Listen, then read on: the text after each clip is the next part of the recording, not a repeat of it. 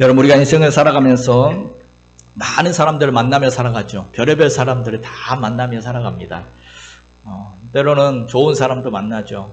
혈육으로 맺어진 가족과 또 친척이 있는가 하면 또 우정으로 맺어진 친구를 만나기도 하고, 또 사업과 일터에서 직장 동료를 만나기도 하고, 또 우리 성도들 같은 경우는 신앙생활에 같이 하는 믿음의 형제 자매들도 만나고 살아갑니다.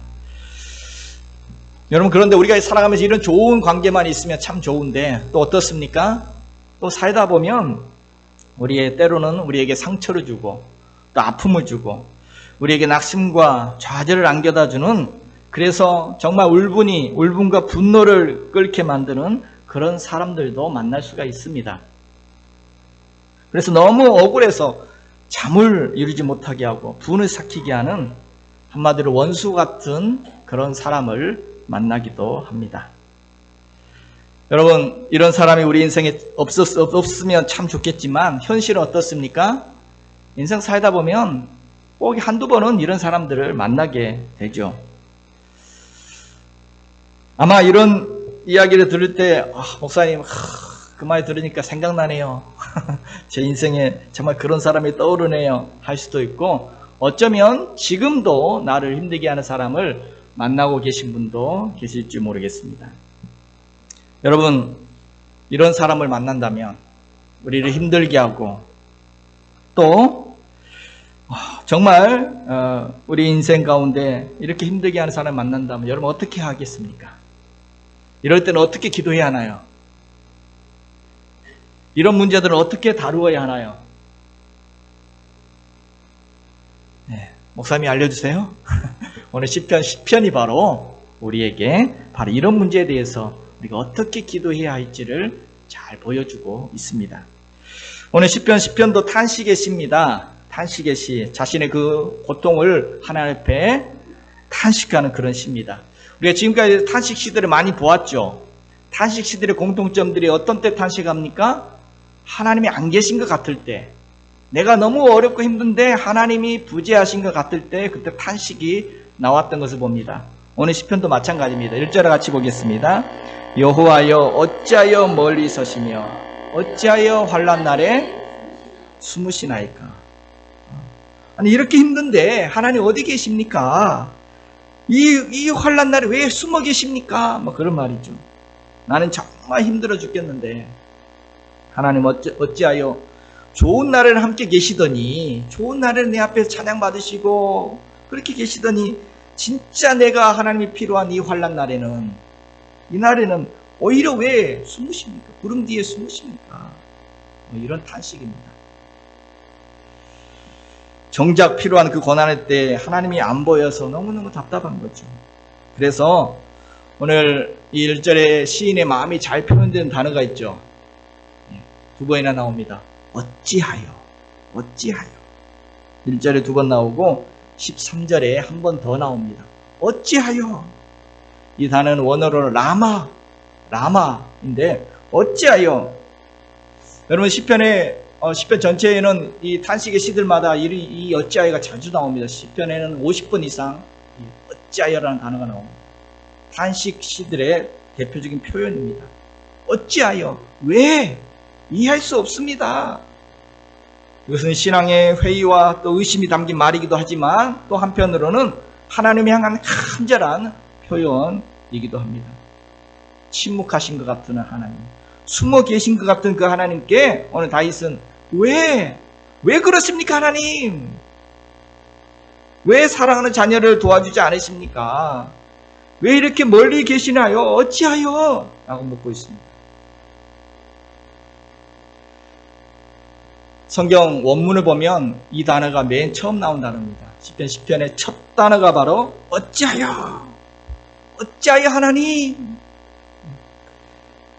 오늘 시인은 이 시를 시작하면서 처음 외침이 바로 어찌하여입니다. 이 첫 마디 어찌하여, 라마, 이것이 바로 시인의 심정을 보여줍니다. 다윗은 지금 어찌하여라고 부르짖을 수밖에 없었습니다. 그의 심정이, 그의 마음의 고통이 그러했다는 것입니다. 여러분, 이 라마라는 단어, 이 어찌하여라는 단어, 여러분 성경 예수님도 가장 힘들 때 이 단어 사용하셨죠.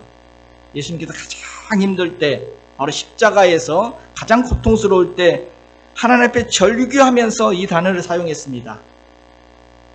나의 하나님, 나의 하나님, 어찌하여 나를 버리셨나이까. 이 어찌하여, 본문에 나온 이 라마라는 단어입니다. 엘리 엘리 라마 사박다니.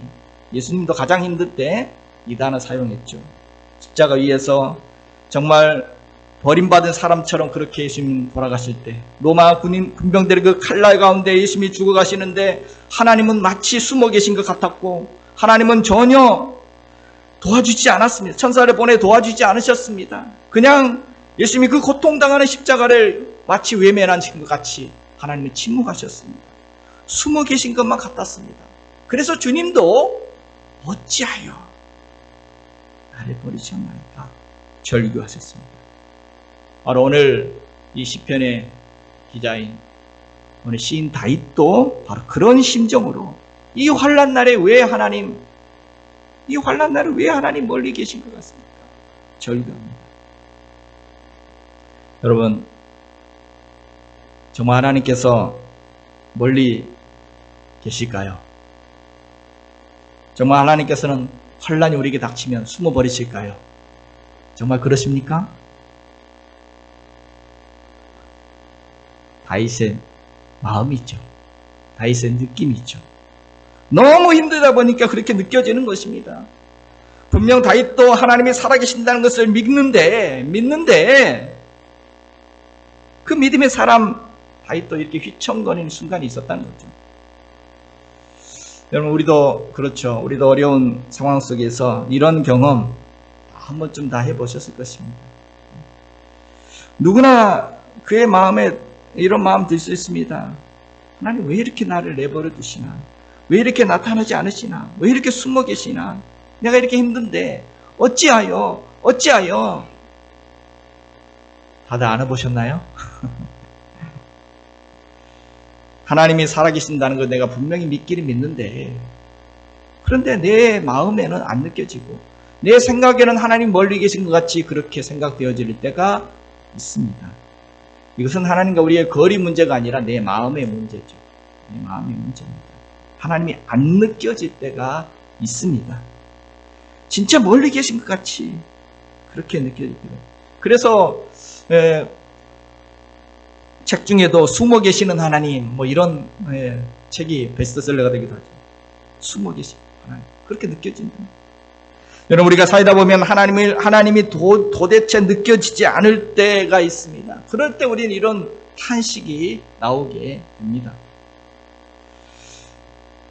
자, 그런데 이 어찌하여, 이 라마, 어찌하여라는 이 물음이 신앙의 회의나 절망이나 탄식을 탄식만에 담은 그런 물음일까요? 다른 면에서 보면 이 물음은 간절히 하나님을 찾는 물음입니다. 하나님을 향한 항변입니다. 간절히 하나님을 찾고 찾는, 하나님을 갈망하는 물음이기도 합니다. 마치 아이가 놀이터에서 놀다가 갑자기 엄마가 안 보여가지고 불안한 마음에 엄마 찾는 것과 같습니다. 엄마 하는 건 무슨 말입니까? 엄마 어디 있어? 엄마 왜 어디 숨어 있어? 빨리 좀 내 눈에 앞에 나타나줘. 이런 말 아니겠습니까? 지금 다윗도 하나님 이제 그만 침묵하시고 빨리 좀 나타나서 지금 이 문제를 해결해 주십시오. 이 하나님 역사를 보여주십시오. 라고 간절히 하나님을 찾고 하나님께 도움을 요청하는 그러한 갈망입니다. 하나님 어찌 이러십니까? 제발 좀 오시옵소서. 나와 함께 해주옵소서. 하나님의 놀라운 그 역사들을 이루어 주옵소서 하고 간절히 호소하는 것입니다. 다시 정리하면 이 어찌하여라는 외침은 그 속에 있는, 다윗의 마음속에 있는 그 아픔을 토해내는 탄식임에 동시에 또한 하나님의 살아 역사하심을 지금 이곳에 빨리 보여달라는 간절한 간구인 것입니다. 자, 그렇다면 왜 이렇게 외쳤을까요? 왜 오늘 시인은 어떤 문제 때문에 그토록 하나님 앞에서 시를 시작하면서부터 어째요? 라고 탄식하면서 하나님을 그렇게 간절히 찾았을까요? 무슨 문제로? 이제 2절부터 나오죠. 왜 이렇게 탄식할 수밖에 없었는지 2절부터 나옵니다. 2절 같이 보겠습니다. 악한 자가 교만하여 가련한 자를 심히 압박하오니 그들이 자기가 베푼 게 빠지게 하소서. 시인이 당한 환난이 무엇이었다는 겁니까? 왜 이걸 어찌하여라고 탄식했다는 겁니까? 무엇 때문에? 악한 자가 교만하여 가르는 자를 심히 압박하오니. 왜 탄식할 수밖에 없느냐? 바로 이 악한 자가 심히 박해를 했다는 것입니다. 지금 악한 자 때문에 지금 시인은 너무너무 힘이 들다는 것입니다. 참 어려운 문제죠. 우리 인생을 살아가면서 참 여러 가지 어려운 문제들이 많지만, 우리를 힘들게 하고 고통스러운 일들이 많지만, 그 중에서도 정말 우리를 힘들게 하는 것 중에 하나가 바로 사람 때문에 겪는 고통일 것입니다. 예. 우리 젊은 친구들은 옆에 아직도 친구들이 많고 다 좋은 사람만 있는 것 같은데, 앞으로 인생 살아가다 보면 정말 나를 힘들게 하는 그런 사람들이 만나게 됩니다. 그 고통은 정말 힘듭니다. 그냥 다른 삶의 문제들은 그냥 폭풍 지나가듯이 왔다가 그냥 지나가지만, 이 사람 때문에 이 겪는 것은 계속 반복이 되는 거고, 오래오래도록 힘들게 하는 고통 중에 하나가 이것입니다. 지금 시인은 악한 자의 박해로 인하여 고통을 받으면서 너무너무 힘들어서 지금 하나님께 탄원하고 있는 것입니다. 더 이상 참기 힘들어서 하루속히 하나님 나타나서 역사해 주시옵소서라고 간절히 호소하고 있는 것입니다. 그래서 2절부터 시작한 이 악한 자에 대한 고발이죠. 이것이 어디까지 가느냐면 11절까지 갑니다. 2절부터 11절까지 탄원이 계속 이어집니다. 마치 재판장 앞에서 그 억울함을 당한 사람이 고발을 하는 것처럼 악한 자에 대한 이런 행동, 이런 말들, 이런 악한 자에 대해서 마치 누가 이게 그랬어요라고 흉을 보듯이 하나님 앞에 지금 11절까지 조목조목 고발을 하고 있습니다. 대충 살펴보면 2절에는 그들이 교만합니다. 3절에는 그 마음에 욕심과 탐욕이 가득합니다. 4절에는 교만한 얼굴로 말하고 그들이 하나님 없다라고 합니다. 5절에는 하나님의 심판 우리에게 미치지 못한다고 합니다. 6절에는 나는 절대 흔들리지 않는다. 나는 결코 환난에 당하지 않는다라고 말합니다. 7절에는 그 입에는 저주와 거짓말과 포악이 가득합니다. 8절에는 구석진 곳에서 무지한 자를 죽입니다. 9절에는 은밀한 곳에서 가려낸 자를 잡습니다. 10절에는 그 포악으로 가려낸 자를 넘어지게 합니다. 11절에는 하나님은 너를 잊어버렸다, 얼굴을 가리셨다, 영원히 보지 않을 것이다 라고 한다. 이렇게 악인들의 그들의 말과 그들의 마음과 생각까지, 그 포악한 행동까지 낱낱이 지금 하나님 앞에 고발을 하고 있습니다. 하나님 보세요. 하나님 보세요. 이래도 그냥 놔두시겠습니까? 이래도 하나님 모른 체 하시겠습니까? 이렇게 지금 탄원하고 있는 거죠. 그러면서 자기 자신을 또 이렇게 표현합니다. 2절, 8절, 9절, 10절에는 나는 가련한 자입니다. 8절에는 나는 무지한 자입니다. 12절에는 나는 가난한 자입니다. 14절에는 외로운 자입니다. 14절, 18절에는 고아처럼 버려진 자입니다. 17절에는 겸손한 자입니다. 18절에는 압제당하는 자입니다. 자신이 이렇게 가련하고 이렇게 가난하고 압제당하는 그런 사람, 내가 이렇게 연약하고 이렇게 가련한 나를 저들이 저렇게 악하게 횡포를 부르면서 그 괴롭힘이 지금 극에 달하고 있습니다 라고 하나님 앞에 지금 고발하고 있는 것입니다.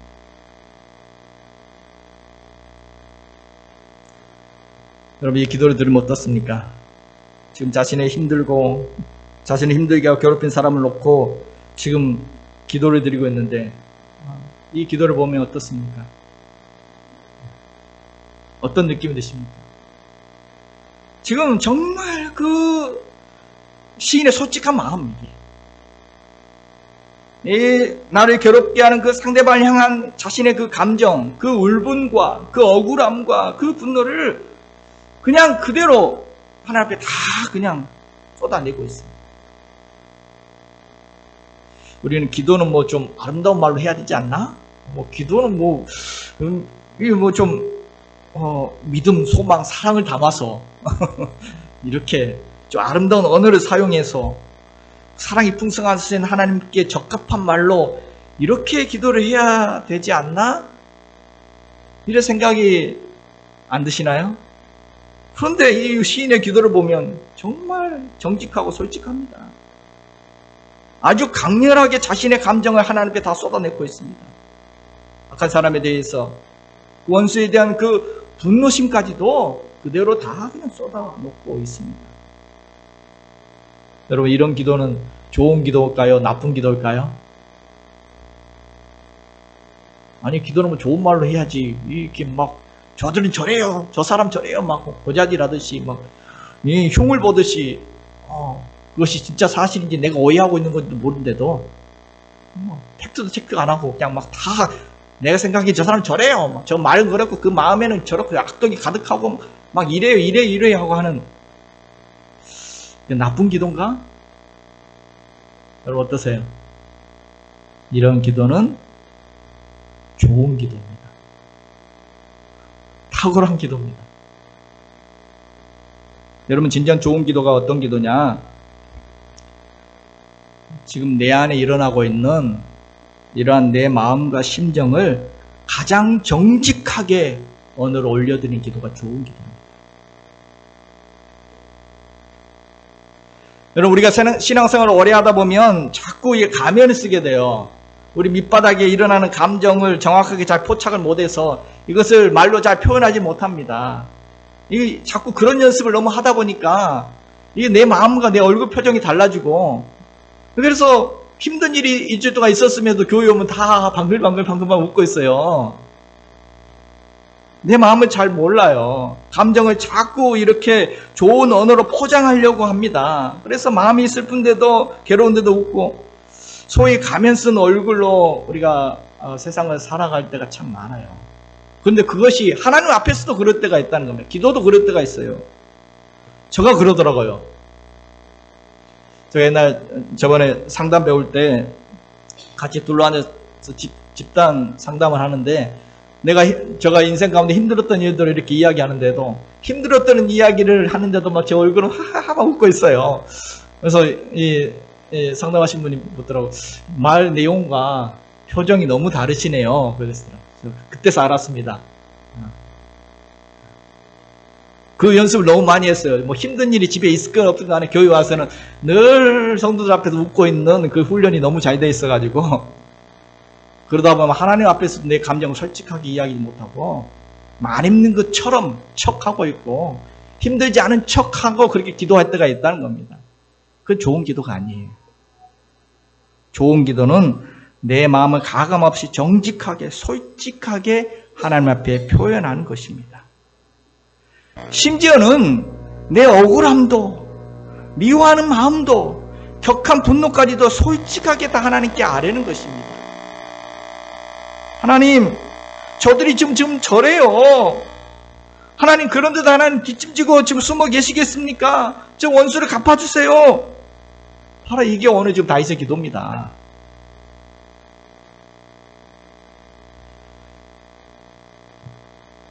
우리도 하나님께 누군가에 대해서 하소연하고 하고 또 흉보는 기도를 그렇게 드릴 때도 있죠.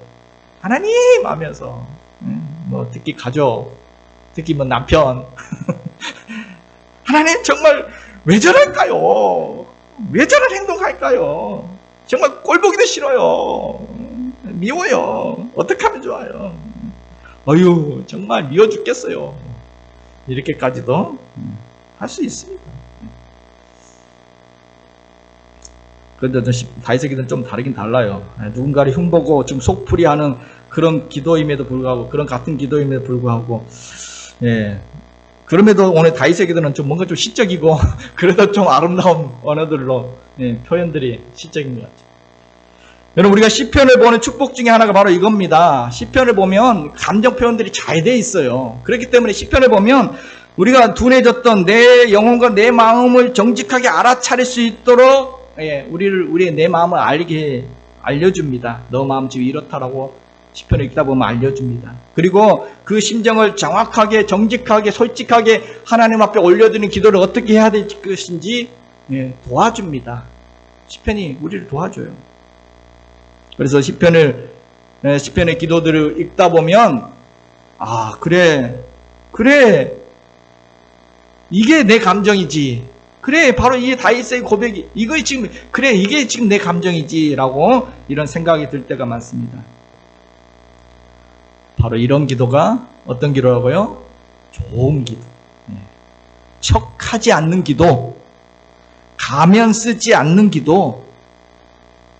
내 안에 있는 감정을 가장 솔직하게 언어에 담아 표현할 수 있는 기도가 좋은 기도입니다.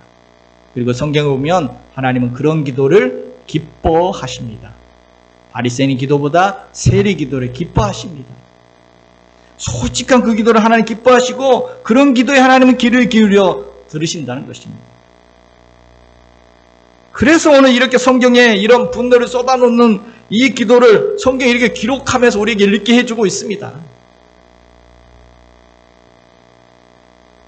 이처럼 시인은 그 억울함과 분노와 그 아픔을 품고 혼자서만 탄식하고 있는 것이 아니라 중요한 것은 바로 그 아픔을 하나님 앞에 가지고 나와서 하나님 앞에 토해내는 기도를 드렸다는 것입니다.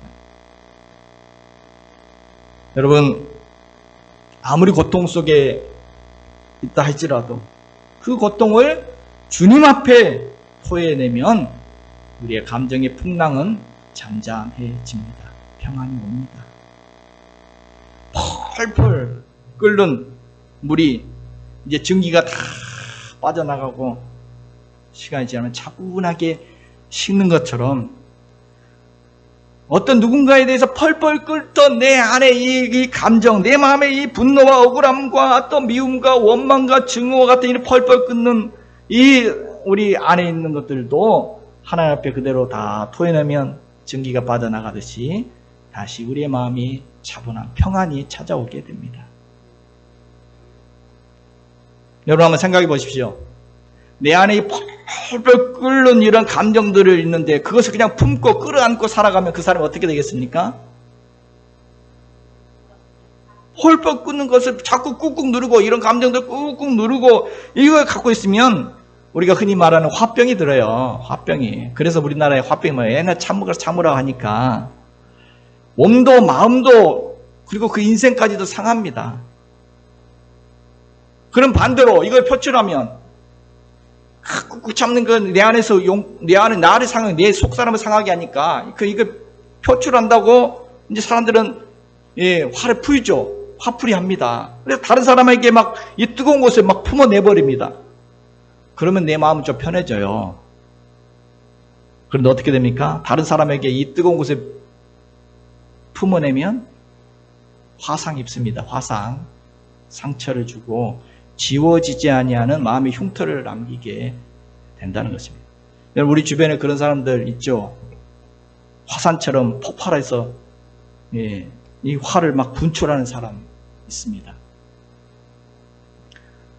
그럼 어떻게 합니까? 꾹꾹 참으면 내가 화병 들고 이걸 막 표출해버리면 내 주변 사람들이 상처를 받고 어떻게 됩니까?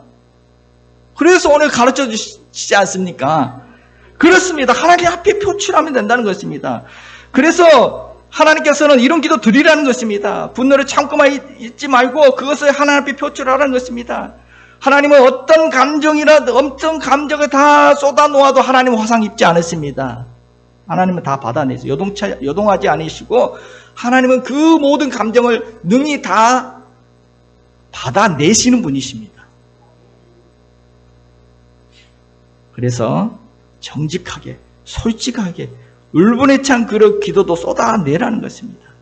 이렇게 쏟아내면 내 안에 있는 도끼가 다 빠지고 서슬 빠져나가고 증기가 빠져나간 물이 식듯이 마음의 풍랑이 잠잠해집니다. 그러면 다른 사람 평안하게 대할 수가 있습니다. 오늘 하나님은 우리의 인간의 생리를, 우리의 마음을 누구보다 잘 아시기 때문에 오늘 우리를 위하여 지금 이런 분노를 표출하는 기도도 허용하고 계신 것입니다. 아니, 그런 기도를 하라고 지금 이 성경에 이렇게 좀 기록해 놓고 계신 것입니다. 여러분, 그러므로 힘들고 억울하고 막 이렇게 화가 나고 또 마음이 답답하고 힘들 때, 이럴 때 어떻게 하면 되겠습니까?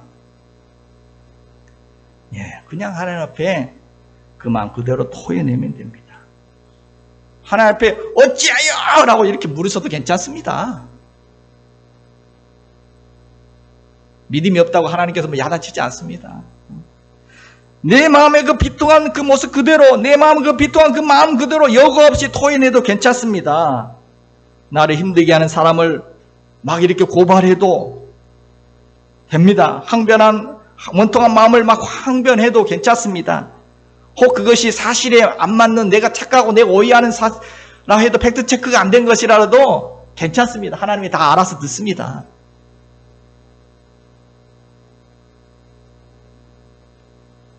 그렇게 할 때 그것은 내 탄식이 아니라 하나님 받으시는 기도가 됩니다. 내 비통에서 오는 절망의 절규가 아니라 하나님을 향한 소망의 부르짖음으로 바뀌게 될 것입니다.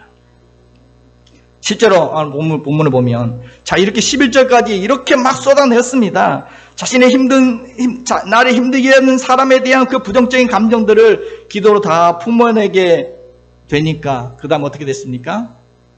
다 품어내고 나면 이제는 내 안에서 맑은 물이 솟아납니다. 기도가 바뀝니다.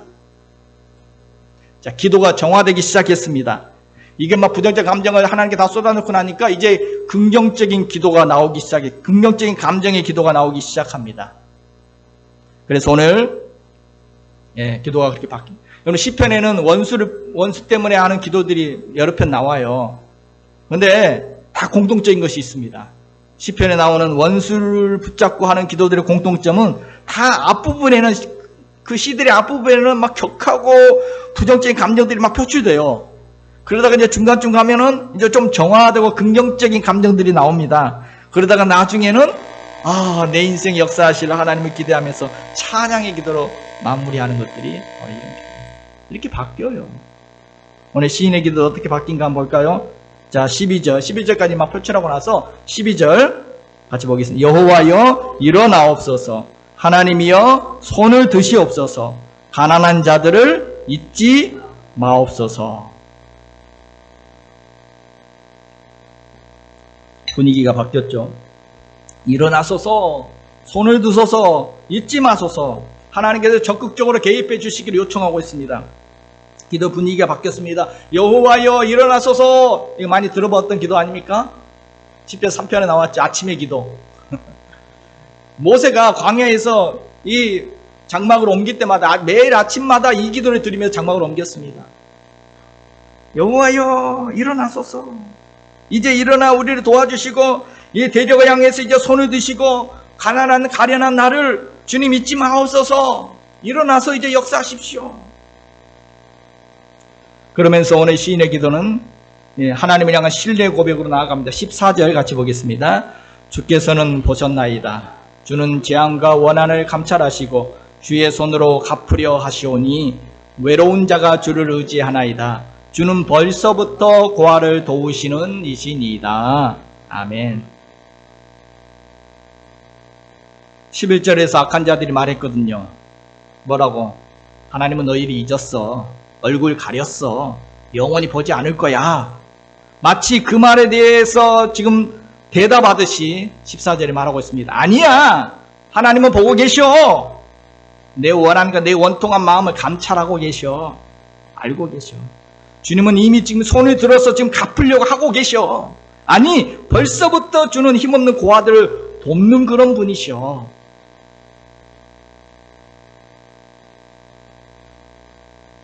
사람들은 말할 수 없는 포악한 말로 말을 하고 하나님은 없다 하고 안 보고 계신다라고 부정적인 말을 하지만 또 지금 내게 지금 되어지는 일들을 보면 하나님이 계신다면 어떻게 이런 일이 이루어질 수 있는가, 숨어 계신 것 같이 그렇게 느껴지는 그런 상황 속에서도 오늘 다윗은 신뢰를 고백하고 있습니다. 신뢰를 고백합니다. 그래, 주님은 다 보고 계셔. 내 그 이 원통함, 이 원통한 마음 다 감찰하고 계셔. 그래서 꼭 갚아주실 거야.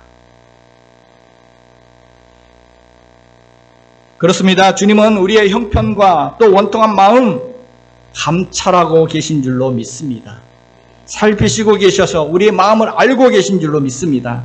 아니, 벌써부터 고아와 같이 힘없는 우리를 지금까지도 도와오셨고 지금도 돕고 계신 줄로 믿습니다. 여러분, 이처럼 어찌하여 라는 말로 시작했던 기도, 의문과 회의로 시작했던 오늘 시편은 이제 신뢰와 확신으로 바뀌어지고 있습니다. 그럼 다니엘 10장에 보면 다니엘이 하루 3번째 예루살렘을 향해서 문을 열고 기도했습니다. 그것 때문에 다리오 왕이 다니엘을 사자굴에 넣는 상황이 벌어집니다. 사실 다리오 왕은 다니엘을 아껴서, 총리 다니엘을 아꼈는데 그러고 싶지 않았는데 신하들에게 이미 약속했거든요. 왕 외에 다른 신에게 기도하는 자는 다 사자굴에 집어넣겠다고. 이 다니엘을 잡으려고 신하들이 이런 조문을 만들어 달라고 왕에게 요청했는데 좋다고 만들어놨는데 그게 다니엘에 걸린 겁니다. 다니엘을 아끼는 다니엘을 사자굴에 넣을 수밖에 없었습니다. 그때 다리오 왕이 다니엘에게 이렇게 말합니다. 다니엘 6장 16절에 보면 너가 항상 섬기는 너의 하나님이 너를 구원하시리라. 그러고 사자굴에 넣어. 그러고 나서 다음날 아침에 이 왕이 사자굴에 뛰어갔습니다. 그래서 큰 소리로 묻습니다. 다음날 아침에 묻습니다. 20절에 보면 살아계시는 하나님의 종 다니엘아, 네가 항상 섬기는 네 하나님이 사자에게서 능히 너를 구원하셨느냐? 너 살아있느냐? 너가 항상 섬기는 네 하나님이. 여러분, 다니엘은 하나님을 항상 섬기는 자였고 이방 왕이었던 그 왕도 그것을 인정했습니다. 그렇게 항상 섬기고 항상 교제하던 그 하나님이 지금 사자굴에 들어갔다고, 지금 환란이 왔다고, 지금 시험이 왔다고 그냥 외면해 버리실까? 항상 섬기던 그 하나님이 지금 어려울 때 외면하실까? 그냥 모른다고 등 돌려버리시고 그냥 숨어버리실까? 아니죠. 그 사자굴에서 다니엘과 함께 하셔서 그를 구원해 주셨습니다. 하나님은 눈을 떼지 않고 우리를 감찰하십니다. 위급할 그때에, 그 위기에 환란했을 때 하나님 우리를 능히 구원해 주시는 분이신 줄로 믿습니다. 하나님은 결코 1절에 탄식했던 것처럼 멀리 계시거나 환란날에 숨으시는 그런 하나님이 아니십니다.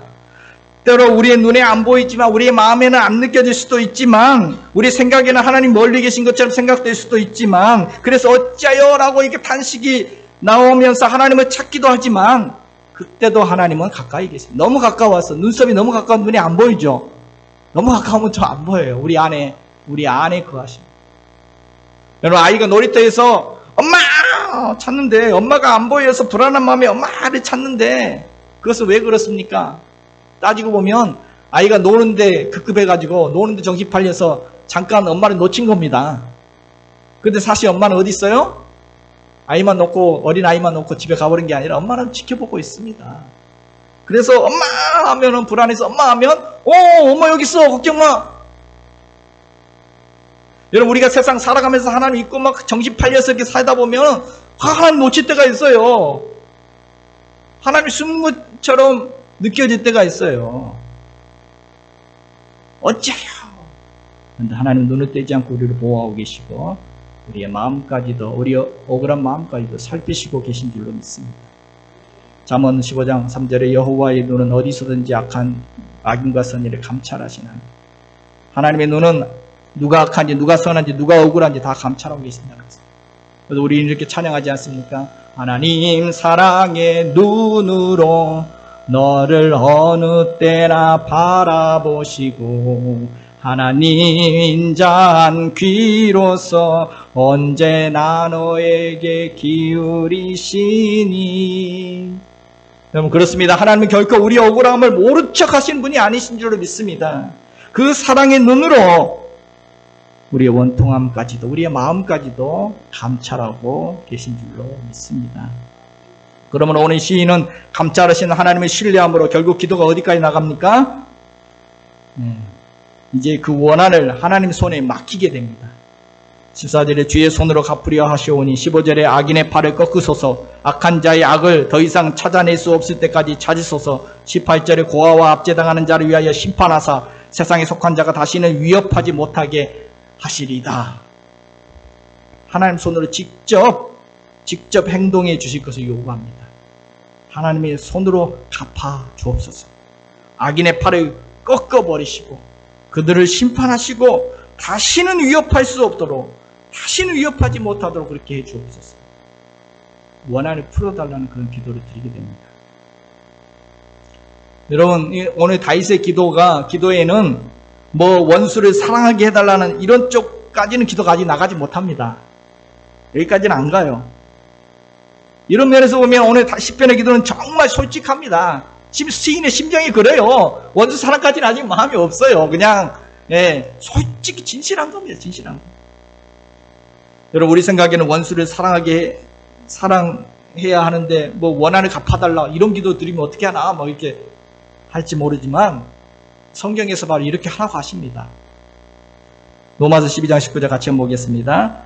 나를 내 사랑하는 자들아, 너희가 친히 원수를 갚지 말고 하나님의 진노하심에 맡기라. 기록되었을 때 원수 갚는 것이 내게 있으니 내가 갚으리라. 주께서 말씀하셨습니다. 내 원수를 내가 너 스스로 너의 손으로 갚으려 하지 말고 하나님의 진노에 맡기라.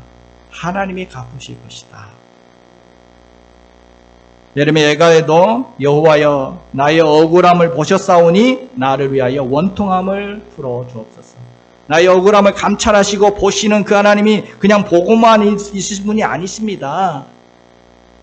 그 원한을 풀어주시는 하나님, 원한을 갚아주시는 하나님이시라는 것입니다. 내 원한을 하나님이 풀어주옵소서. 이렇게 기도하는 그 순간 오늘 우리의 마음이 변화가 일어납니다. 아까 우리의 그 울분을 토해내며 평안이 온다면 이제는 하나님께 갚아주십시오라고 이것을 하나님께 맡기는 그 순간 우리의 마음에 자유가 옵니다. 문제에 얽매여있던 우리가, 문제에 쩔쩔매매했던 우리가 한 걸음 물러서게 되어지고 이제는 이게 토스가 되는 겁니다. 하나님께 토스가 되어요. 이제 이 문제를 풀어가는 주체는 하나님이시기 때문에 마음의 자유가 오고 그리고 더 확실하게 풀어주십니다. 여러분, 다윗이 원수였던 사울왕이 죽이려고 얼마나 했습니까? 그런데 다윗이 사울왕을 죽일 기회가 두 번이나 왔죠. 굴에 숨어 있을 때 사울이 혼자 들어왔습니다. 있는지도 모르고 그때 죽일 수 있었습니다. 근데 안 죽이죠. 왜요? 그냥 원한 딱 갚아버리면 딱 편할 것인데 왜요? 다윗은 원수 갚는 것을 하나님 손에 맡긴 것입니다. 하나님 기름 부은 자 하나님께서 하실 줄로 믿고 맡겼습니다.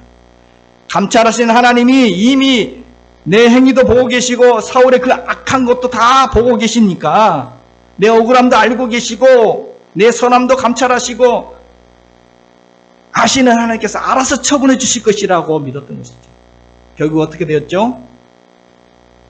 하나님께서는 블레셋과 전쟁에서 사울왕을 성명을 거둬가시고 그것이 끝이 아니라 사울왕 가문에 씨를 말리셨습니다. 이제는 더 이상 다윗을 괴롭히지 못하도록 아예 씨를 말리셨죠.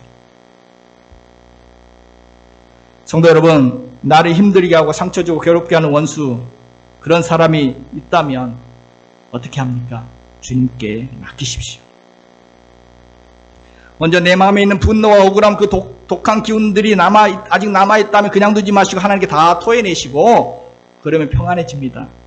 그리고 나서 이제는 하나님께서 나를 다 보고 계신다는 것을 그것을 신뢰함으로 하나님 손에 맡기면 하나님께서 갚아주실 것을 믿고 맡기면 자유가 옵니다. 자유를 누립니다. 하나님께 더 잘 풀어주실 것입니다.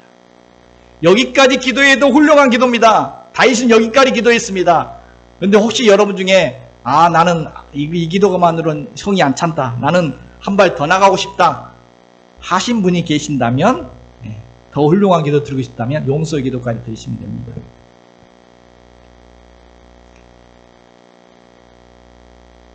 이제 내 마음이 다 정리되었습니다. 이제는 분노보다는 그 사람 극률한 마음이 듭니다. 혹시 여기까지 나가신 분이 계시면 그때 드릴 수 있는 것이 이제 그 사람 용서해 주십시오. 고수 취합니다. 이겁니다. 고수 취합니다. 고수 취하 안 하면 하나님 갚아달라고 거기서 끝나면은 하나님 그 영혼 붙잡고 있습니다. 그 인생 풀리지 않습니다. 여러분 땅에서 풀면 하늘에서 풀리고 땅에서 매면 하늘에 매입니다. 이게 성도들의 권세입니다. 하나님의 자녀의 권세입니다. 하나님 우리의 신혼을 외면하지 않고 갚아주시기 때문에 그렇습니다. 그렇기 때문에 여러분이 만약 이제 마음도 정리됐고 이제는 그 사람 그 영혼이 불쌍해.